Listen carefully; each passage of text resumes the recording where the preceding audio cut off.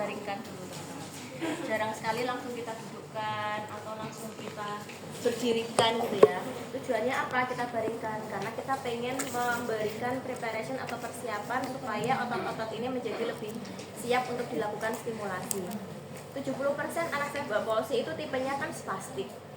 Hampir jarang sekali, kurang dari 5% yang hipotonus teman-teman. Ya, sebagian besar itu spastik atau fluktuatif. Kalau fluktuatif itu kan kadang tonusnya naik, kadang turun. Nah, seringnya ketemu ke fisioterapis itu tonus pada kondisi yang naik. Jadi kurang dari 5% yang cerebral palsy itu menetap pada hipotonus. Seringkali mereka tonus itu meningkat, jadi posisinya adalah spastis. Maka besok kalau teman-teman ketemu kasus cerebral palsy, seringkali yang akan datang ke kalian posisinya adalah spastisnya meningkat biasanya gitu. Jadi tonus ototnya meningkat. Maka yang pertama harus kita lakukan adalah ya kita turunkan dulu spastisnya atau kita kontrol dulu spastisnya. Dengan cara yang tadi sudah saya sampaikan. Kalian nyaman yang mana monggo bebas. Kayaknya saya kok lebih nyaman, lebih pede kalau pakai masas ya Bu. Boleh, mau dimasas juga nggak apa-apa. Saya lebih nyaman, lebih pede kalau pakai gentle stretching gitu. Jadi stretchingnya harus dengan lembut gitu. Oke, nggak apa-apa, nggak masalah gitu ya. Bebas kamu pilih yang mana, yang menurut kalian paling efektif, dan tentu saja harus ada evidence base-nya. Jadi nggak asal saja. Nah, mau mulainya dari mana Bu sebaiknya gitu kan ya? Mau mulainya dari mana? Apakah dari kepala dulu atau dari tangan dulu atau shoulder dulu atau yang lain-lain gitu ya? Teman-teman bisa pakai prinsip tumbuh kembang, prinsip pertumbuhan dan perkembangan. Apa kemarin prinsipnya? Arahnya apa? Cephalocaudal atau proximodistal. Jadi kita boleh lewat kepala leher dulu, baru ke area trunk dan ke area kaudal. Dan juga kita boleh lewat area proksimal dulu, area pangkal, baru ke arah ujung. Gitu ya, itu akan lebih memudahkan teman-teman. Jadi secara prinsip itu harus dihafalkan. Kalau kita pengen ngelatih anak ini bisa, misalnya kamu pengen ngelatih pakai puzzle gitu ya, misalnya nih barang-barang kecil-kecil gini kayak meja, anak didudukkan terus pengen pakai puzzle gitu, pengennya puzzle ini anak bisa ngambil puzzle dipindah ke sini misalnya kayak gitu. Itu kan udah motorik halus ya, kekuatan otot-otot intrinsik, otot-otot kecil jari tangan. Kalau pengen ngelatih ke arah sana, kuatkan dulu area atasnya. Posisinya kalau misalnya terangnya aja masih seperti ini, bahu anak ini masih spastis, rounded ke depan, mau ngangkat nggak bisa, tapi kalian sudah pengen ngelatih yang bawah ini, nggak akan optimal teman-teman, dan akan jauh lebih susah. Perbaiki dulu badannya, tegakkan badannya, perbaiki area proksimalnya dulu, latihan bahunya, mobilisasi bahunya, kemudian turun ke siku, baru dilatih yang kecil-kecil area bawah. Sama ketika kita menurunkan spastis juga sama. Jadi kita mulai dulu aja area atasnya dulu, baru nanti turun ke bawah, turun ke yang otot-otot kecil. Kaki juga sama, kita bisa lewat area hip dulu atau mungkin pelvis dulu gitu ya. Hip, kemudian lutut, baru turun ke ankle. Begitu pula pada area pusat tubuh ya, di area trunk kita. Sebelum kita mulai ke area trunk, tentu kita harus perbaiki dulu kepala dan lehernya. Kepala dan leher kemarin sudah sempat kita spill dulu pakai capital flexion. Pegangan ada di oksipital gitu ya, pegangan ada di oksipital. Kemudian kita mulai belajar memobilisasi servikalnya. Ke arah mana? Fleksi, ekstensi, side fleksi, rotasi gitu ya. Pokoknya semua arah yang bisa dilakukan oleh si servikal. Oke, lakukan seperti itu. Kemudian seringkali pola spastis itu ke arah ekstensi kayak gini teman-teman. Jadi sulit sekali untuk membuat anak itu ke arah fleksi ke depan, karena otot-otot ekstensornya lebih kencang, otot-otot abdominalnya yang depan dia lemah. Maka kita boleh latihan capital fleksi itu tadi. Selain mobilisasi servikalnya, kita pegang oksiputnya, kemudian kita bawa ke arah fleksi seperti ini.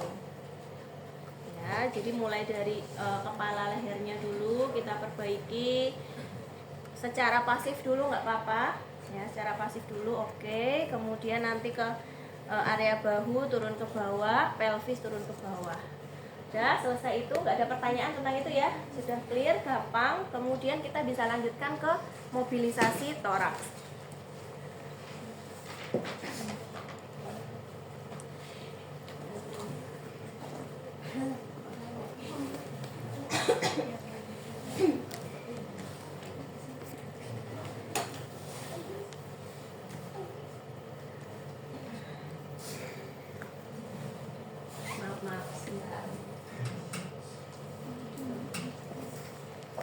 Gerakan mobilisasi vertikal yang tadi, kemudian flexi neck ya, yang tadi menghasilkan connective flexor movement, nexion, preaminalary posture untuk capital flexion. Nah,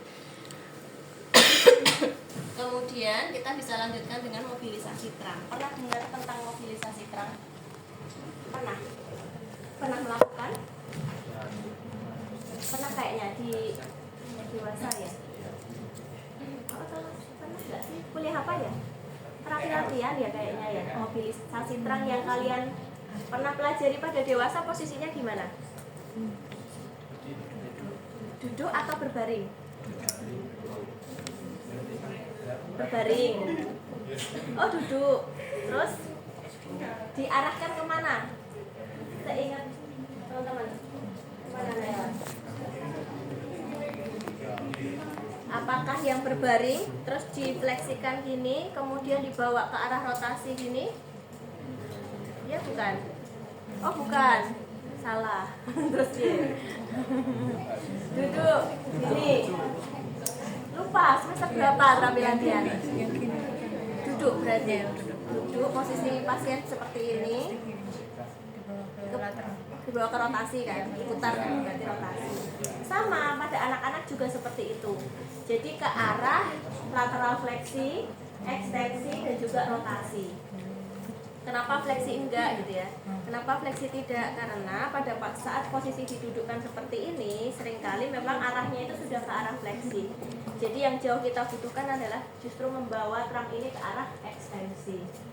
Sama kayak kalau kita ngantuk gitu ya teman-teman. Ngantuk itu kan biasanya kepalanya akan jatuhnya ke depan. Karena bebannya lebih berat yang depan daripada yang belakang. Trunk juga sama. Ketika dia ada kelemahan, jatuhnya seringkali akan membentuk huruf C ke depan ini. Maka yang lebih kita butuhkan adalah ke arah ekstensi. Oke. Secara umum untuk mobilisasi trunk arahnya itu tadi, caranya ketika anaknya masih kecil, posisinya ukuran anaknya masih kecil, posisinya adalah didudukkan seperti ini, ya. Namanya melakukan mobilisasi atau latihan gerak, baik itu aktif, pasif gitu ya. Pasti ada dua yang bertindak di tangan kita. Satu sebagai fiksasi, satu sebagai mobilisasi. Itu hukumnya wajib. Nggak boleh hanya mobilisasi saja tanpa adanya fiksasi. Sama ketika kita melakukan mobilisasi trunk juga sama, kita harus melakukan fiksasi dan juga nanti ada bagian tangan kita yang memobilisasi. Dudukkan anak, kemudian posisikan duduknya bersila, ya, posisikan duduknya bersila. Kalau memang nanti nggak bisa bersila karena spastisnya yang udah terlalu kuat, kalian nggak bisa nih mau nekuk, udah saya coba rilis sudah nggak bisa, ya sudah posisi long sitting nggak apa-apa. Fiksasi area pelvisnya. Pelvis yang difiksasi ya. Kalau kalian kuat, teman-teman boleh pakai satu tangan. Tapi pada beberapa kasus tuh saya seringkali nggak kuat teman-teman. Jadi saya pakai kaki saya. Taruh di atasnya gini. Bukan ditindihkan, tapi hanya untuk fiksasi saja. Jadi dia ngambang. Tumpuan kita tetap di kaki kita gini. Yang memobilisasi, letakkan tangan kita di bawah ketiak. Ekstremitas atas atau tangan si anak biarkan saja. Jadi kita di bawah ketiak seperti ini. Kemudian kita lakukan gerakan yang pertama ke arah ekstensi dulu. Jadi bawa ke belakang. Nah, bawa ke belakang. Fiksasinya ada di pelvis. Bawa ke belakang. Harus ada fiksasi. Kalau nggak ada fiksasi, ini akan naik semuanya.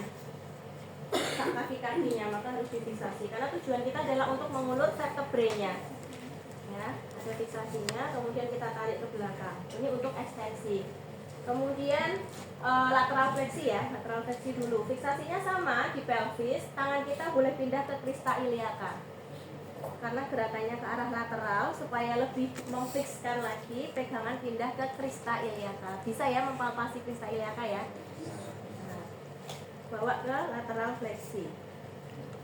Nah, setelah lateral fleksi, kita bawa ke rotasi putar. Pegangannya sama di bawah ketiak, jadi pegang di bawah ketiak gini, kemudian bawa ke arah rotasi, sebelumnya tadi ke arah lateral fleksi. Kemudian satunya sama, pindah tangannya, fiksasi pada crista iliaca, bawa ke lateral fleksi dan juga bawa ke rotasi. Oke.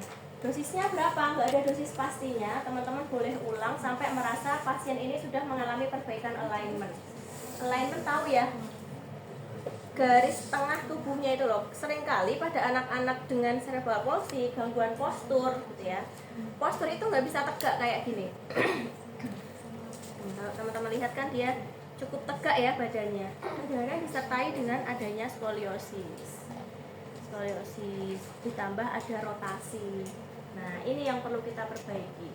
Kalau posisinya adalah skoliosis seperti ini, berarti nanti dosis yang ke arah lateral fleksi ke sana, ke kiri harus ditambah dibandingkan sisi yang kanan. Karena tujuan kita adalah membuat stretching supaya dia lurus alignmentnya. Tuh. Yang kedua, kemudian seringkali teman-teman akan temui rounded shoulder. Rounded shoulder itu bahunya seperti ini, round atau membentuk lengkung ke depan. Ketika kalian menemui rounded shoulder, bahu menekuk ke depan, melengkung ke depan, nggak bisa kita koreksi hanya dengan ekstensi saja atau lateral fleksi atau rotasi saja. Teman-teman perlu bawa bahu ini ke arah retraksi. Ya, caranya juga sama, kita berikan fiksasi ini, kemudian tegakkan kepalanya, kita bawa ke arah retraksi. Pegangan ada di shoulder, jempolnya di belakang ini, kemudian bawa ke belakang. Koreksi ke arah retraksi untuk memperbaiki rounded shoulder. Mungkin beberapa dari kalian juga ada ya yang rounded shoulder. Kalian kan rajin belajar setiap hari, baca buku, baca jurnal, one day one jurnal. Itu kan kalian luar biasa. Ya kan? Tahu banget sih.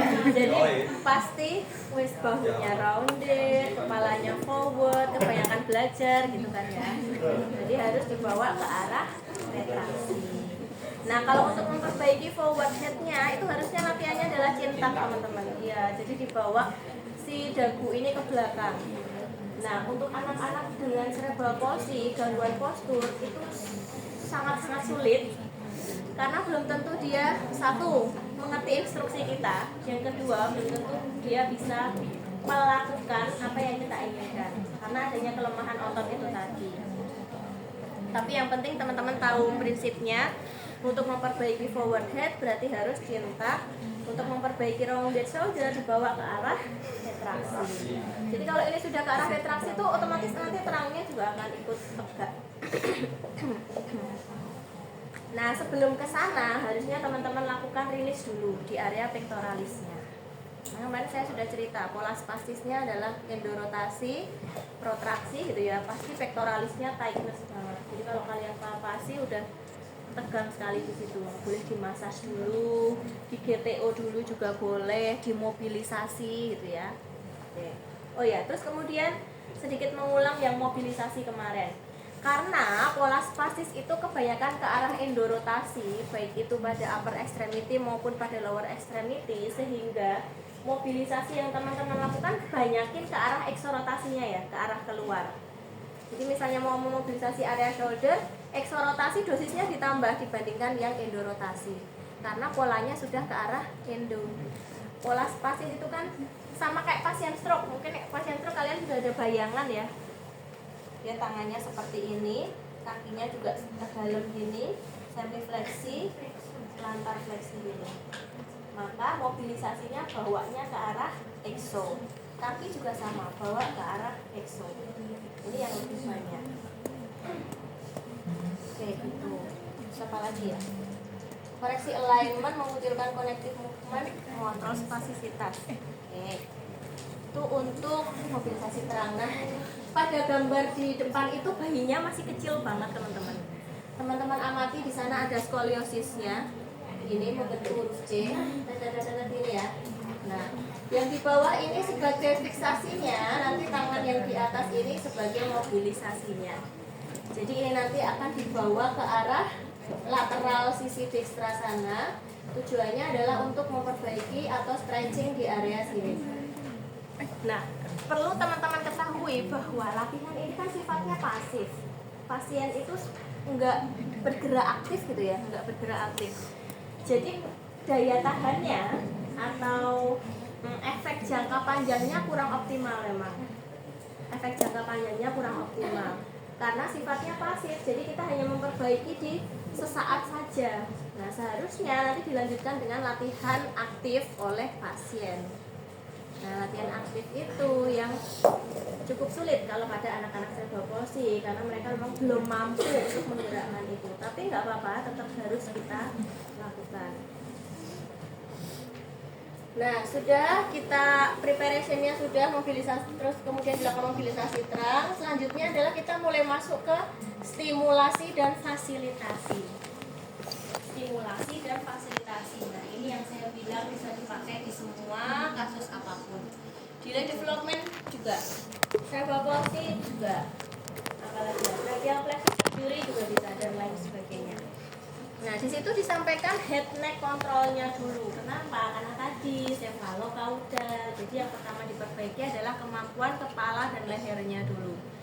Mau ngelatih duduk tapi kepalanya kalau didudukkan masih kayak gini ya sulit. Kepalanya kalau ditegakkan masih ke belakang sana ya nggak bisa. Mau ngelatih anak supaya mobilitas ekstremitasnya baik, kemampuan fungsional tangannya baik, tapi kondisi kepala lehernya masih seperti ini, tentu nggak optimal. Jadi harus ditegakkan dulu. Nah, caranya gimana? Gitu ya. Caranya gimana? Kalau di situ posisi pasiennya udah duduk, padahal nggak semua pasien sudah bisa duduk. Seringkali kita ketemu pasien CP baru bisa berbaring, bahkan baru bisa miring atau berguling aja belum optimal gitu ya. Maka yang kita lakukan dengan cara dimatras dulu, dibaringkan dulu, diapedal. Posisinya adalah kita bisa bawa anak ke arah tengkurap. Sudah pernah megang anak kecil belum? Mungkin tugas dari mata kuliah yang lain. Jadi masak, udah pernah masak? Ya, tapi masak aja ya? Iya. Udah belajar menengkurapkan bayi? Belum. Cara menengkurapkan bayi itu ya teman-teman ya.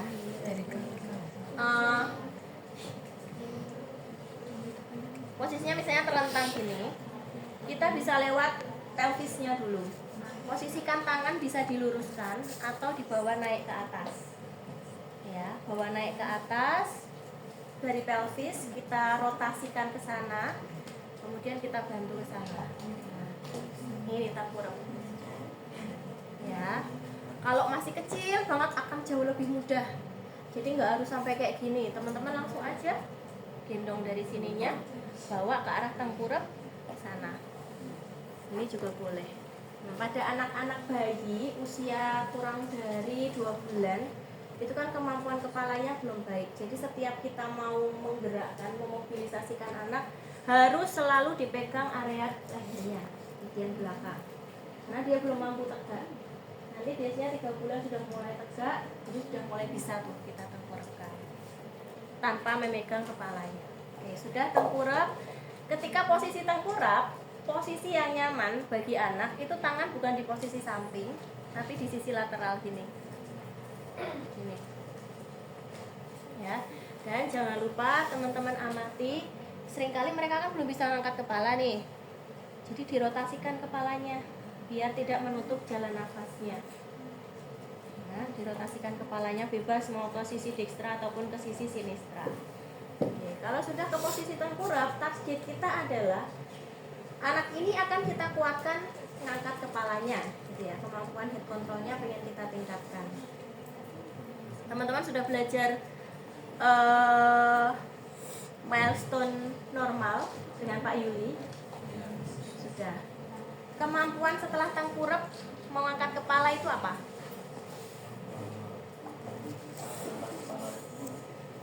On elbow tahu nggak? Tengkurap kan kayak gini. On elbow itu yang ini. Ya, jadi setelah tengkurap gini, kemampuan selanjutnya anak harusnya bisa on elbow. Setelah on elbow baru on hand. Lebih tinggi. Ya, nah itu urutannya.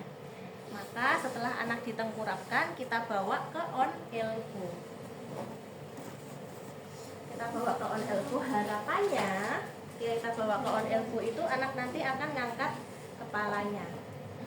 Caranya posisinya seperti ini, kita pegang area sikunya gitu ya, kemudian kita tarik ke dalam. Ini harapannya nanti dia akan posisi seperti ini, maka kepala harusnya dia bisa naik ke atas, tapi seringkali nggak bisa naik ke atas, jadi harus kita tambahkan stimulasi. Misalnya dengan sesuatu di depan, biasanya sih yang anak-anak tuh HP gitu ya, seringnya ya handphone atau mainan yang berbunyi, atau ayah ibunya ngajak ngobrol nyanyi di depan, misalnya kayak gitu. Harapannya supaya kepalanya mau naik ke atas.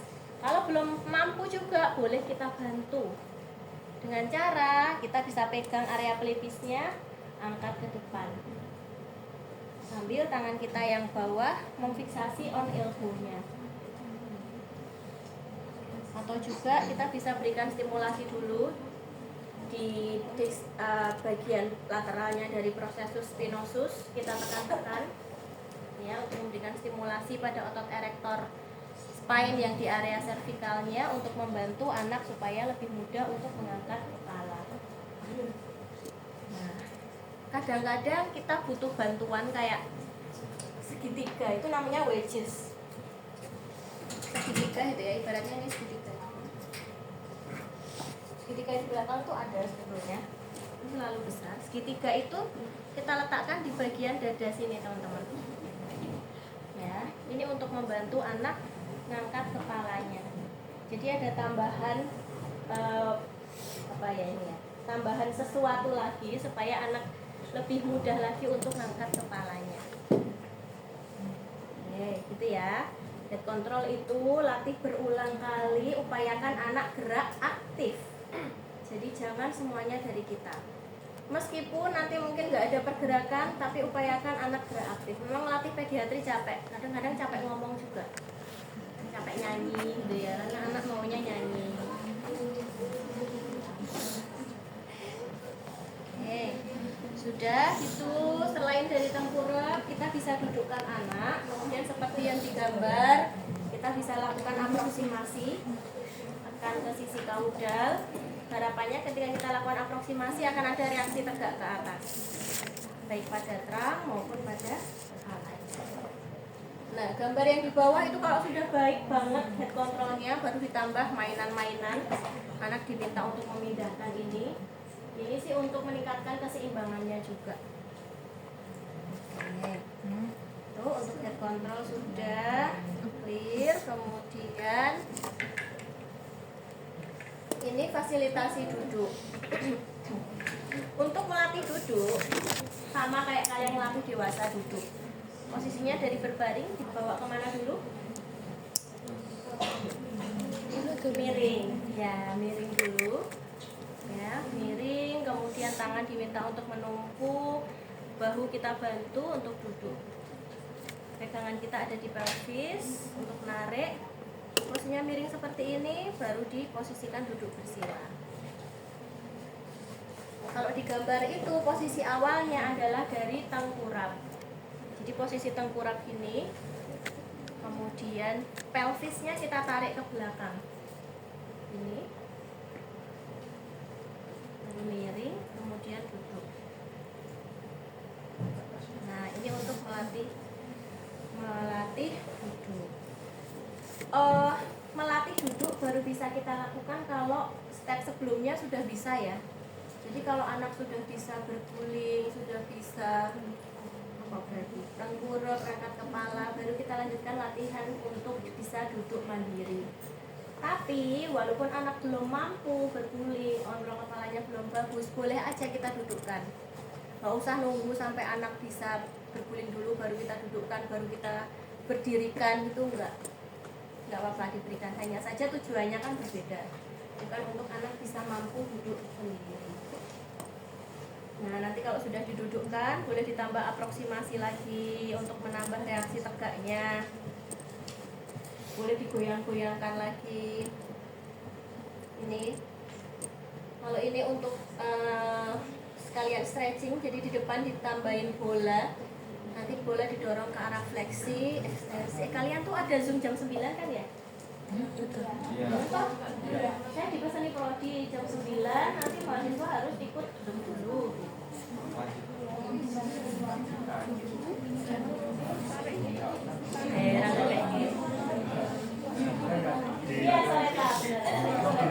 Bisa pakai bola juga.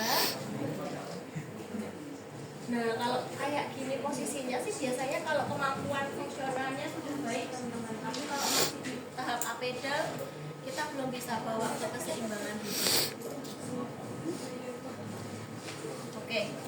Nah, kemarin kan kita bahas tentang developmental delay ya. Kalau developmental delay biasanya progresivitasnya lebih tinggi dibandingkan cerebral palsy.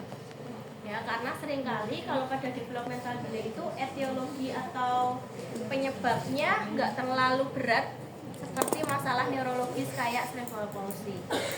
Jadi seringkali pasien-pasien anak dengan diagnosis global developmental delay atau developmental delay itu penyebabnya nggak terlalu berat, maka untuk progresivitasnya akan lebih baik dibandingkan pada anak-anak gangguan neurologis.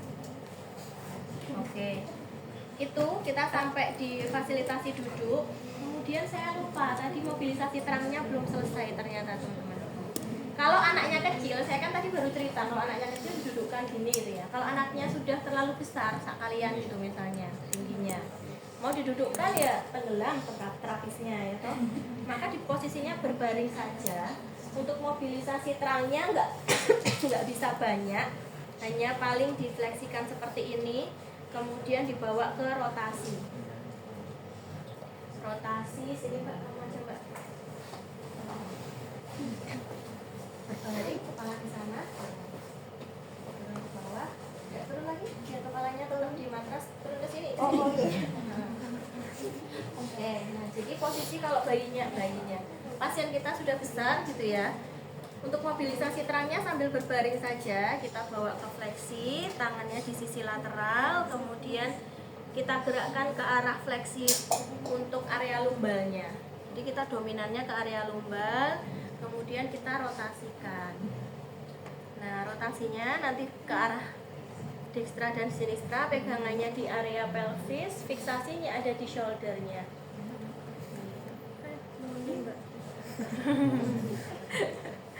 Terus posisi satunya sana, pegangan di area belakang pelvis, fiksasi di area shoulder, dorong ke arah rotasi. Itu. Jadi paling kita hanya bisa mobilisasi di area lumbal saja.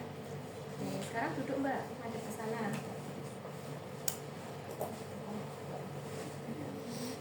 Kemudian kita bisa dudukkan, kalau bisa didudukkan gitu ya, bisa pakai bola, bisa pakai kaki kita untuk membawa ke arah lateral fleksi. Fiksasinya sama di sana, bawa ke arah lateral fleksi, diulur. Ya, bisa pakai bola untuk menggantikan kaki kita. Ya, satunya ini.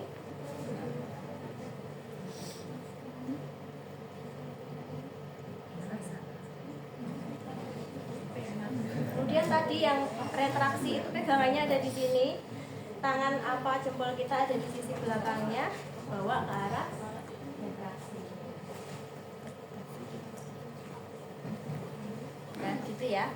Sekarang teman-teman praktekkan untuk mobilisasi terang, baik pada bayi posisi duduk, juga pada dewasa, ditambah fasilitasi head neck control dan juga latihan ke arah dewasa. Oke, silahkan. Nanti jam 9 boleh buka HP dulu, ikut dulu dari bawah. Terima kasih ya Mbak.